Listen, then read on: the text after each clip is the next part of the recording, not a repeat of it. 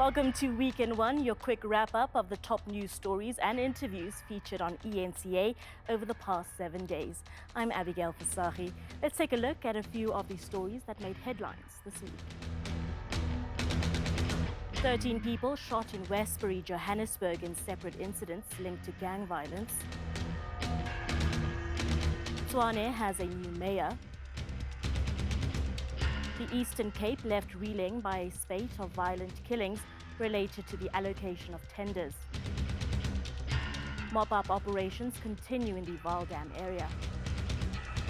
Crime in the country dominated headlines this week after 13 people were shot over what's turned out to be a bloody weekend that started last Friday.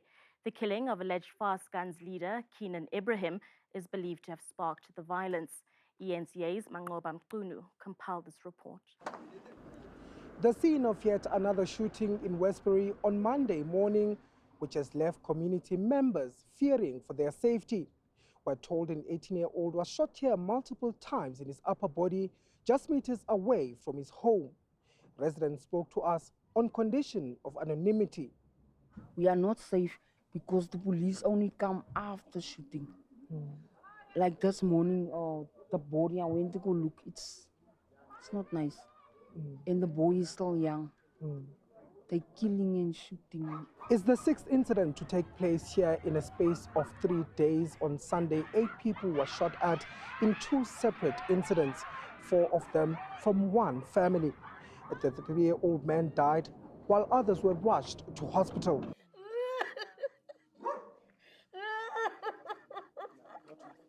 The man's mother is inconsolable.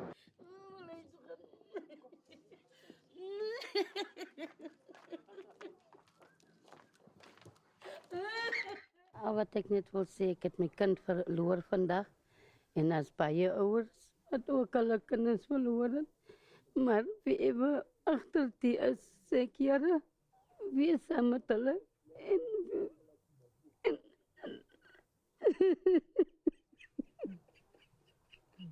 ek gaan nie my kind terugkry nie. So ek los alles in die Here se naam. The shootings come days after the murders of alleged Fast Guns gang leader Gqeberha and a 50-year-old woman believed to have been his associate. Police are not ruling out the possibility that the incidents could be related. All these incidents are gang-related. People are fighting. There's 2 groups that are fighting in the area. The most affected area is Westbury and Claremont. So far, I've got 1 arrest of attempted murder. But while more police have been deployed to the area, residents say they still fear for their safety. My brother was shot in Saturday. He went to the shop. We don't know where did the bullets come from. But he shot him in the shoulder. At the moment as we're speaking, he's in the hospital. He's coming for an operation and he's a working man. He's not one of those gangsters. He's not a gangster. We're even afraid to go to the shop. I don't know what is happening here in Westbury. People is dying and we are even scared for our children to go to school. In the morning, in the afternoon, at night, you can't talk, you can't even go to shop to buy food. We had enough of this. Innocent people die out. In the meantime, residents have called for the army to be deployed. This as tensions remain high. Mqunu, Westbury. The Nelson Mandela Bay Metro has been gripped by a rash of deadly shootings in recent weeks. And while gang violence in the northern areas of the Eastern Cape is well documented, shootings in townships have led to a spike in murders. Several people were gunned down in separate incidents in Gqeberha over the weekend. And according to the latest crime stats, New Brighton Police Station has the country's highest murder rate. ENCA's Ronald Masinda reports. The ANC in the Nelson Mandela Bay Metro is calling on Police Minister Gqeberha to intervene. It says crime in the Metro is getting out of hand, where criminals are getting away with serious crimes. When we met the community yesterday in Tshwane, they highlighted the scourge. So the minister needs to come in. This is a state of disaster. This is a pandemic in the Metro. We feel that it needs to be quickly prioritized as soon as possible. District Commissioner Vuyisile Ngata says over 100 police officers will be deployed in the Metro. He says he is concerned about the crimes committed. There are also people that are killed for insurance policies, because there are people here in this district who make money by insuring people. What has also disturbed us, some of these victims basically are the people that have won the tenders with the municipality, sometimes also with the national government as well, or provincial government. Vuyisile also confirmed that over 500 guns were confiscated in the metro recently, but people are still living in fear. Doors are knocked at and people are shot at in their own homes. So the other thing that we need to look at is the question of the information relating to what the police have and what the criminals do have. Because people don't want to talk about something, and yet the police will take that information back to their own people that are dealing with. So because there are bad elements within the SAPS, we cannot run away from that. With very little arrests made following recent shootings, police are also appealing to the public to come forward with any information. Ronald Masinda, Gqeberha. The Congress of the People has rubbished claims by the Democratic Alliance that it ditched the multi-party coalition for its own gain. While addressing the media on Wednesday, newly elected mayor and COPE member Morunwa Makwarela says his party didn't betray the coalition government. Makwarela says he's in a race against time to ensure service delivery is prioritized in the metro. ENCA's Pulele Treaty-Jones reports. Tshwane residents are fed up with having to shoulder the consequences of heavy politicking and instability in the city. All they want is service delivery and for plans to save the city to be prioritized.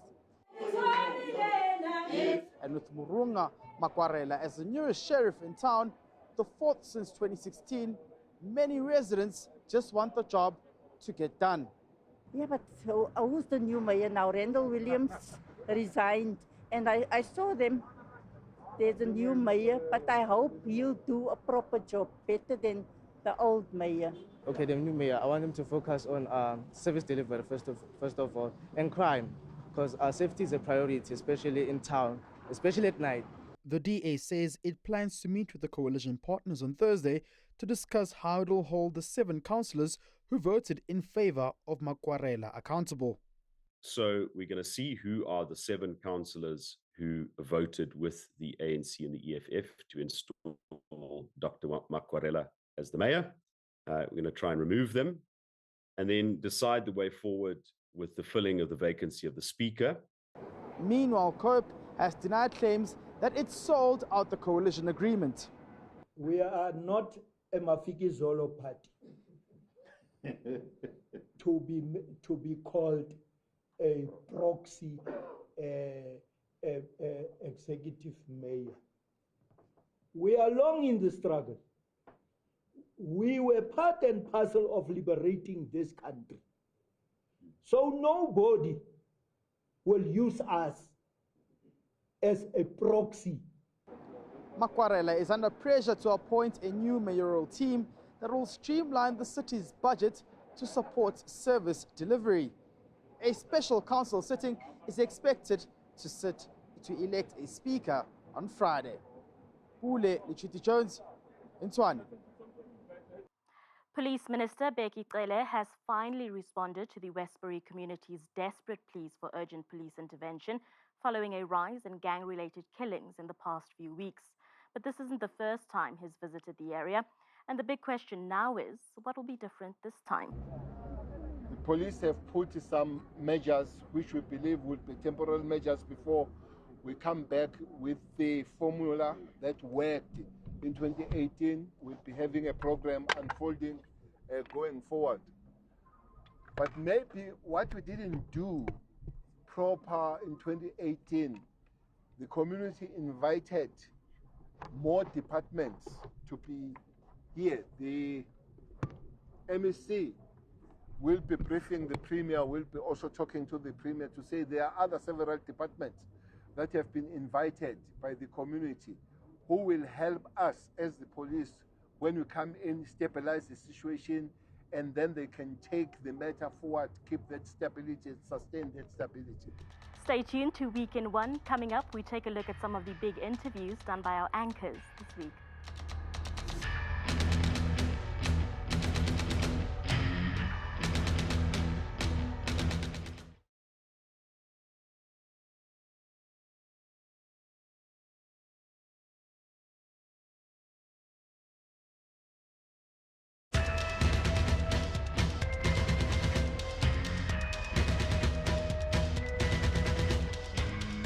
Welcome back to Week in One. I'm Abigail Visagie.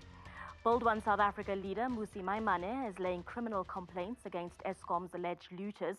It follows damning claims by former Eskom CEO Andre de Ruyter. Maimane says senior politicians are aware of widespread corruption and criminal activity at the utility.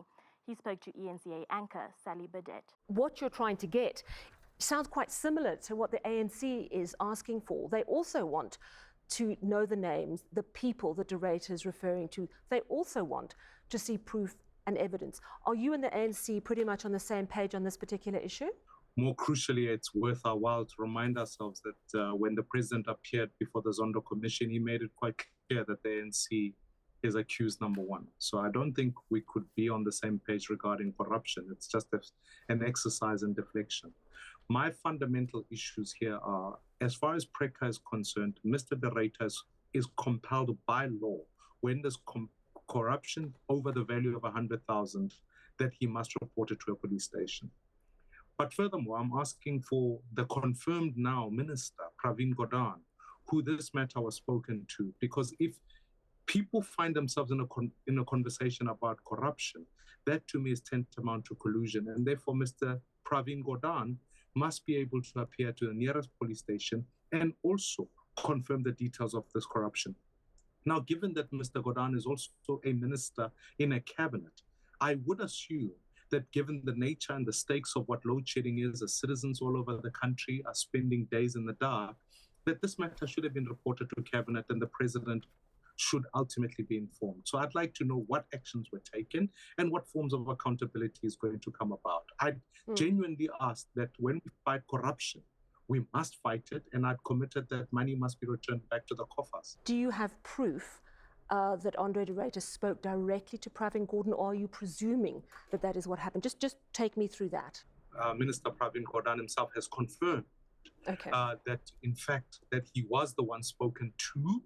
And ultimately, as the Minister of Energy, you can't have people committing treasonous acts inside such a national key point and for no action to be taken.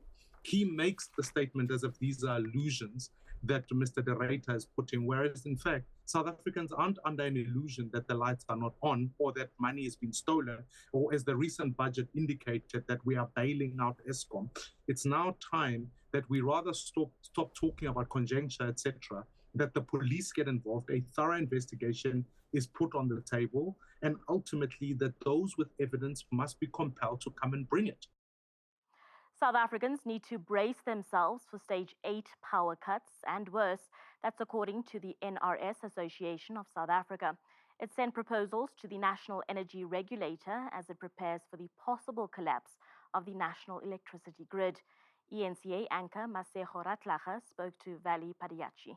Just firstly, before we discuss the mitigation plans that you've put in place and your confirmation that you're working with NERSA, are we facing a reality that we are going to go beyond Stage 8 and possibly a national blackout in this country? I think that's an excellent question, and I think it was because of that question the NRS Association had put out this media release to actually provide a sense of reasonable comfort, as you say, especially to the general public and the media, that in terms of the proactive planning, we would not get to, hopefully, the high stages of load shedding and a blackout. Now, let me qualify that. I think the reality is, and of course we're all professionals when we make that statement, that the grid is at a critical stage now where I don't think any professional, even in his best endeavors, could give a guarantee that we could go beyond, that we could not go beyond stage 6, let alone stage 8, etc. So the reality is that we could go beyond that if we do not take some serious steps to rectify that issue. So, but having said that, I think the remedial actions that we've are putting in place in collaboration with our other partners, including NESA, etc. We are convinced that we will not get into a blackout situation, because a blackout situation is different from a load shedding parameter. Adding to our current woes, South Africa has been added to the Financial Action Task Force's list of grey-listed countries. For more on this, ENCA anchor Tumelo Mototwane spoke to economist Joseph Busha. South Africa, we have reputational damage that comes through in, and given that also the issues that it raises your country risk premium, it could cost people more to do business in the country. And I think we've seen through the Zondo Commission, and as I mentioned to you, that if we look at City of Joburg, the biggest kind of metro in SA and the hub of the economy, how many mayors have we had so far? So you've got all these hung kind of parliaments or coalition governments that are not working, and certainly that shows really that there are issues there. So when you have corruption being leveled at Eskom, or some deficiencies in terms of governance being leveled at Eskom, and Eskom being the engine of the economy, that shows where there's corruption, obviously there's money laundering, and where there's money laundering, you don't know where the funds are going to go through. Right. And hence South Africa being a member of TF and is then subject to kind of very serious scrutiny in terms of what governance is all about and what corruption levels are at in the country. And that just really makes us, very vulnerable. Stay tuned to Week in One. Coming up, the latest on President Cyril Ramaphosa's cabinet reshuffle.